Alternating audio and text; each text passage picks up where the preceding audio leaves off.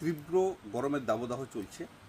যারা বা যে সব মানুষরা বারমাসি কাঁঠাল চাষ করছেন ওনাদের উদ্দেশ্যে আমার আজকের এই বার্তা থাকছে, আপনারা জলটা ঠিকঠাক দেবেন, মাটিতে পর্যাপ্ত রস রাখুন।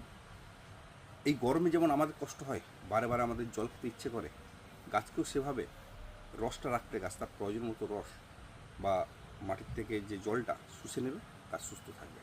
আর একটা আপনাদেরকে পরামর্শ দিই, এই মুহূর্তে গরম জাতীয় কোনো খাবার দেবেন না, যেমন সর্ষের খোল।